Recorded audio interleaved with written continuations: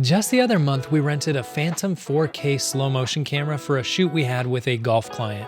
And in this video, I want to give you some inside tips on what you should know before renting this camera. And if you stick around for a while, we'll also tell a story about how we almost dropped a $100,000 camera off a 10-foot ladder.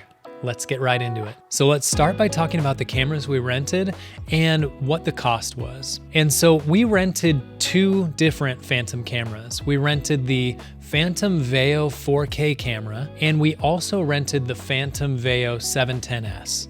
Now, the reason we decided to rent two cameras is when we were working with the rental house, he mentioned that for golf, sometimes having 1,000 frames per second, which we had in 4K with the main camera, wasn't enough to really see the impact of a golf ball on a golf club. And this 710S, it doesn't record in 4K, it's in 720p, but it allows you to go all the way up to 8,000 frames per second. We also rented the Fujinon Cabrio 19-90 T2.9 lens to use in conjunction with this camera. And lastly, we rented a few other things that were thrown into the package that included the DJI Ronin 2, the tripod that was used for it, some batteries, a lot of different things just to make sure that everything was set up and ready to film. Next, I want to talk about pricing and how much this whole thing cost. Well, we went with a company up in Los Angeles called Panty Hire, and we found them online when we were doing some searching. And one of the benefits of working with them was they ended up putting together a package deal for us. This isn't something they'll necessarily always do for clients, but when I talked to him about golf, and I originally just wanted that 4K camera, he upsold me to the other camera, but he ended up giving us a discount on the total package of I think like $1,200 or something like that. So the total package was $3,500. And that included the two cameras and everything else that we discussed. And when you look on other websites like lensrentals.com or LensPro2Go, I found that you were at least at that much for just one camera. And some of those cameras, the Phantom Veo 4Ks, they didn't include all the accessories or lenses or things that you would need for that shoot. So what we should also discuss is where you should rent from. Now, this is going to vary based on the location and where you live. For us here in San Diego, we're only an hour and a half away from Los Angeles. So having a bunch of production houses up there that have these kind of cameras is super beneficial. The second reason we chose this over one of the website rental companies is that they have a lot of insight on the specific equipment.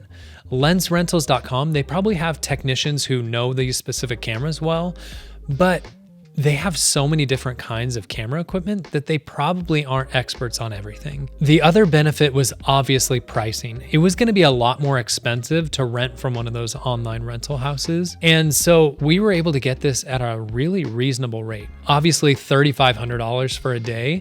If you're used to doing smaller shoots, that's a lot of money. Overall, for the kind of shots you can get from this camera, you're not really going to get too much of a better deal. The last thing you should consider with a rental house versus an online rental company is not only how much it costs, but the insurance and that process. Before we started this process, we didn't really know that we needed to go get extra insurance to cover this camera. But unfortunately, you couldn't get insurance directly from them. We needed to go get that on our policy. And going into the policy and making sure that it covers the exact thing they needed, it took hours of time to get that set up, which was frustrating.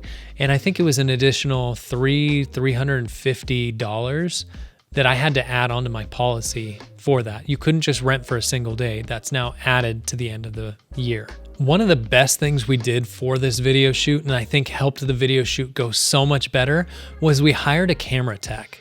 And this was another benefit of going through that production house in Los Angeles, is they have connections with lots of different camera techs who use these cameras all the time and could help us to make sure we knew how to use it correctly right away. That $3,500 that I mentioned also included a camera tech. They not only were on the shoot helping us the whole time, but they actually delivered the equipment to us from Los Angeles. So we didn't have to go up there the day before, spend a couple hours driving up there, get the equipment, check it out, bring it back down, have the shoot, and then drive it all back up again. So that was super helpful. And not only that, this camera is super technical. It's not a camera like a Sony or a Canon or even a Blackmagic that you can quickly pick up, scroll through the menus, and figure out what you want. It's built more with scientific thinking and processing in mind, so it's not necessarily super straightforward how to use it. So the camera tech was not only able to teach us how to use it, but he was able to build out the camera equipment and get it all set and ready so that we knew exactly how to use it without needing extra days beforehand to learn the camera. So next, let's talk about the client experience. Being on set with this golf client, we really found that they loved being a part of this process. They had never been able to use this product before and be able to use a camera that shoots such slow motion.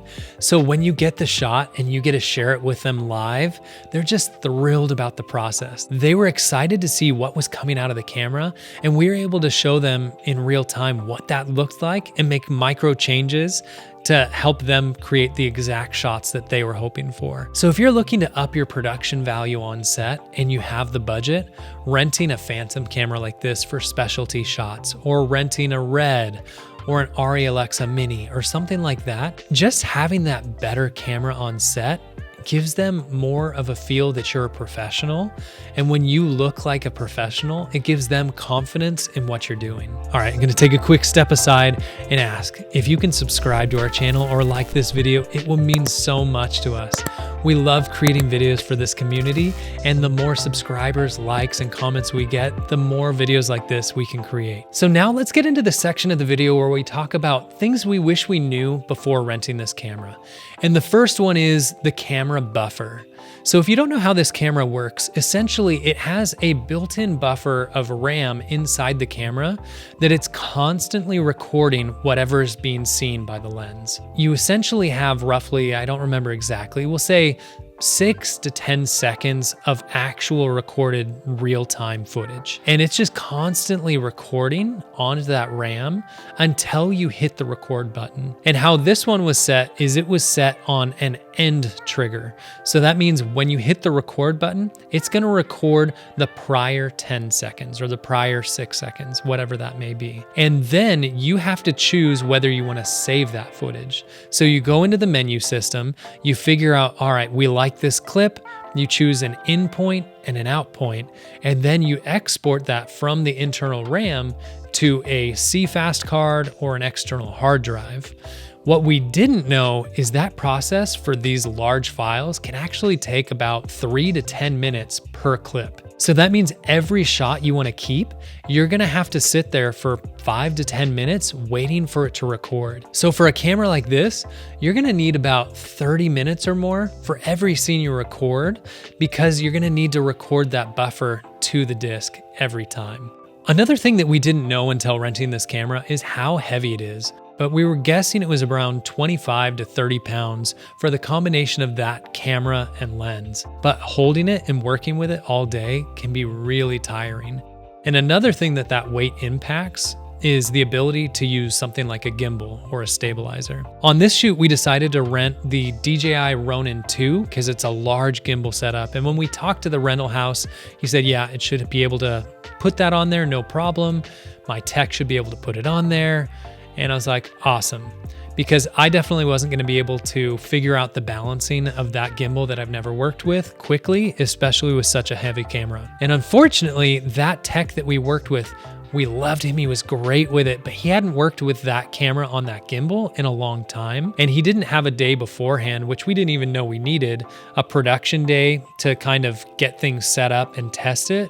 So after we spent 30 minutes, maybe 45 minutes of him trying to get it set up, the gimbal just had shake. It just wasn't working, and we had to just scrap it. So if you're going to use a gimbal, you may want to have it already locked in on a gimbal and set for the whole day and shoot that way, or potentially even rent 2 cameras where you have one on gimbal and one not. So it just makes things smoother. All right, so if you've stuck around this long, you're probably still curious about what I talked about in the beginning, the accident, or that's what we're calling it. So we had a shot that I was nervous about, especially because we had to get extra insurance for this camera. And that was, they wanted to get a top-down shot of a golfer swinging. And to do it correctly, or how I would want to, we would build a whole rail system over the golfer, suspend the camera on a tripod system with extra security things like cables and everything, locking that camera in directly overhead. We just didn't have the time, we didn't have the ability to bring all that equipment on the golf course, and it wasn't gonna work. So what we ended up doing was we brought a 10-foot ladder, and we figured we could get a pretty close to downward angle from the top of a 10-foot ladder just sitting up there. And so another way that we wanted to keep that safe is we had an easy rig. So here's where the problem came in, and here's what we didn't expect. Number one, I've used an easy rig, but it's been a very long time, and I hadn't used this specific one. The tension was very tight, and we hadn't figured out before this shot how to loosen it. Number two, we hooked it onto the top handle, and we got it on, and eventually we got it where we could hold it. What we didn't think about was the back end of the top handle was open, and when you're shooting downward, that means the tension is now pulling towards not something that will hold on. So you're probably guessing what happened. I'm sitting on the top of a 10-foot ladder, holding a $100,000 camera and lens combo, aimed down, getting the shot locked in. And because the tension was so strong, all of a sudden, that little knob that holds on the cable pulled off the handle, punched me right between the eyes so hard. I literally was just shocked that blood wasn't pouring out of my face. And then I'm bare hand holding the camera, hanging over this 10-foot space, shocked that I didn't even get knocked off the ladder. And so I climb down the ladder, I hand the camera off, and the first question I ask is, am I bleeding? That was crazy. $100,000 camera. The shot that I was most afraid about almost ended tragically. And luckily we were able to save the camera, ditch the easy rig, just go handheld really tight with people right next to it, get the shot, get done. And get this, we didn't use the shot in the final video. So lastly, let's talk about actually working with the footage. If you've worked with Sony cameras or in log profiles, a lot of times log profiles want you to overexpose. For Sony specifically, we always are trying to do about 2 extra stops of light to ensure that we can bring down that noise floor. What we didn't know is when we worked with this camera, we used a small HD monitor out in the field. We used false color to make sure that all the highlights were correct, that the exposure was good, and everything looked really bright in that monitor. But when I got on the computer in Resolve, it just looked dark. I am not used to working with footage that is dark and raising it up, so I was really nervous that we were going to be bringing that noise floor up. But I'm guessing because of how this camera is built, when I brought that level up and brought it to proper brightness, contrast, saturation, and all that, there wasn't any noticeable noise. So that was really exciting, but I was a little bit nervous the first time I looked at the footage. The second thing I didn't know is there were quite a few dead pixels. And I don't know if it's because it's such a technical camera or whatever, but it had these little dead pixels that I had to go in and figure out ways to resolve that so that it would look better and not just have little green spots or little highlights that you don't want in the video. So final thoughts. Was this camera worth renting?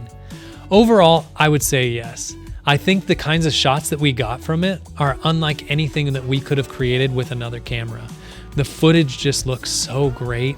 The clients were thrilled about it, and when we had the budget, which we did, it didn't become a stress for us. But don't just rent it on a whim just for fun unless you really know how you're gonna make that value for your client, or if you're renting it on your own dime, how to make it valuable for yourself. So thanks so much for watching this video. I'm so thankful that you watch these videos, and hopefully this gives you value and help as you continue to grow your video production and try to make your videos better. Make sure you check out one of our last videos, and we will see you in the next one.